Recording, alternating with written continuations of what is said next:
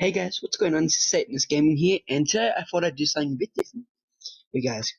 So I do play this card game called Yu-Gi-Oh! Probably you guys have heard of it. Um, and there's an online version called Yu-Gi-Oh! Chrome, and that's what I've been playing a lot lately. And this is a deck I use on here. It's called my Utopia deck, because it basically runs Utopia cards as such. So yeah, and I thought I might do a deck profile on it. So let's jump straight into it. So guys, this deck does consist of 42 cards and 14 extra deck cards, and so far haven't done a side deck yet because that's basically up to personal choice or personal preferences. But yeah, so let's jump straight into it. So we have two Goblinbergs, basically, so we can get our level 4s out. And that's basically one of the main cards in the deck. I do run two. The reason I don't want run 3 is because I feel if you run 3, you basically end up summoning out Goblinberg anyway. And you want to use Goblinberg's effect to summon out other monsters, not itself. Then we have two ZW Lightning Blades, and they go well with our Utopia, like our Utopia cards. Same as our ZW Tornado Bringer, basically the exact same reason. Then we have 3 Tin Goldfish, basically the same effect as Goblinberg. I run 3 of these because basically I can summon them out. But it's basically only level 4s, and this deck mainly runs off level 4s. But we need Tin Goldfish in there because just that way, if we don't get our Goblinbergs, we do have Tin Goldfish. Then we have some Star Drones. Then we have 3 Star Drones. We use it to summon out our level 5 XEs, and it's just an all-around good monster, level 4. So let's just bring out more level 4 monsters. So we have 3 of them. Then we have Assault, Hero Challenger, Assault, Halberd. So basically we use this card, as a sort of draw engine, but not really a draw engine, I guess you could say. So yeah, we run 3 of them, and a Hero Challenger Extra Sword, which we summon out with our Hero Challenger Assault Halberd. Then we have our Summoner Monk, which is good because we can discard a spell card to bring out a level 4 monster from the deck.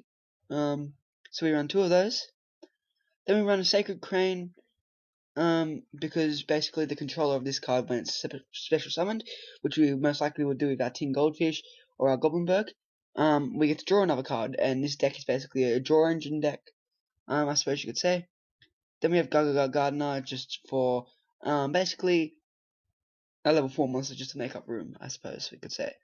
Then we have 3 XE Change Tactics, which are draw engines of this deck, basic draw engines.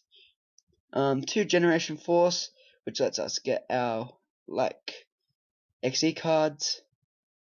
Because if you control an XE monster, you can add 1 XE card from your deck. So yeah, that helps us a lot because we have XE Block.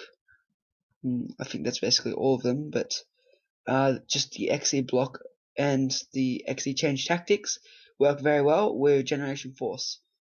Then we have 2 rank up limited Variance Force. Basically, this deck would not work without rank up Magic, Variance Force, or limited, whichever ones you want to use.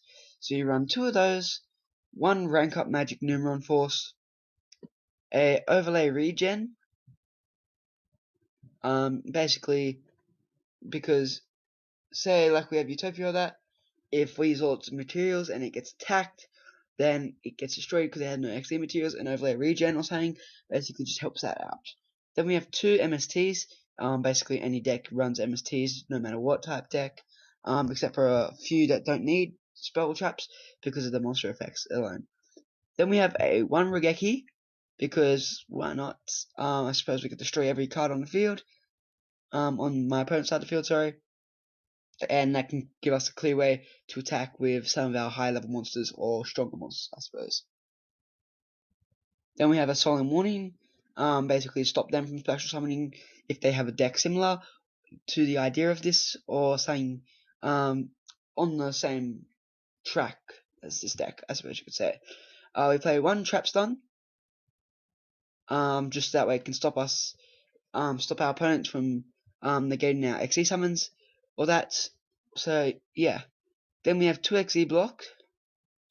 Basically stop monsters' effects. Basically the same thing as trap stun, but with monsters.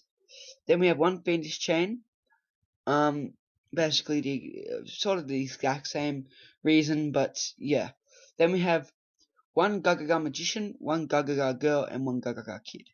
That's like just to help us with our monsters, because they can all basically become the same level as whatever one it is, like whichever one we have on the field, and if we bring out another one, it can be the same level, and then it just helps us execute something a lot easier. Then we have 2 instant fusions, basically to help us get out our fusion monsters. We only have 2 in the deck, but that's why we have 2 instant fusions. So to start off, with our extra deck, we play 3 number 39 Utopias, basic standard for any Utopia deck, I suppose you could say. 1 Utopia 1, so number S39 Utopia 1. That's basically there just for sort of like, it's basically almost Utopia itself, just different effects, sorry. C39 Utopia, so we can use the rank up cards to get other cards out. Number 101 Silent Honor's Arc Knight is there because just in general that's a really good card, in my opinion.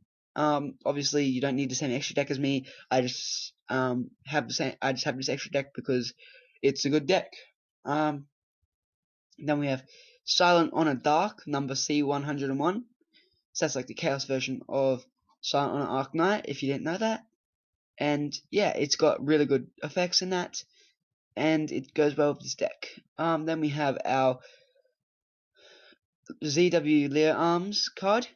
Now this is in here because it goes really good with some of our other monsters, like we can use some of our other XC cards for it, and overall it's just a really good card, my opinion, of course. Then we have our Utopia Ray V, goes well with our Utopia Ray, Victory, and all that, because it's part of the basically evolution chain, I would say. Then number C39 Utopia Ray Victory, as I just stated, to go basically with Utopia Ray V and all that. Then we have Utopic Dragon, which you could bring out pretty easily. Its effect, get rid of 1 rank up limited Barion's Force, and that could bring out and get rid of a Utopia we controlled, spectral summon out Utopic Dragon. Then we have 1 Elder God Norden. So basically, when this card is special summoned, I can target 1 level 4 lower monster in my graveyard, special summon it. Its effects are also negated.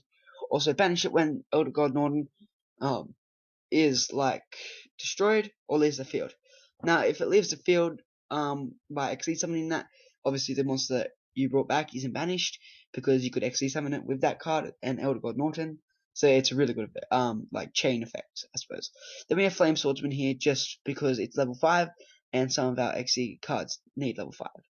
So guys, thanks for watching. Hopefully you enjoyed, and I will see you guys next time. Bye.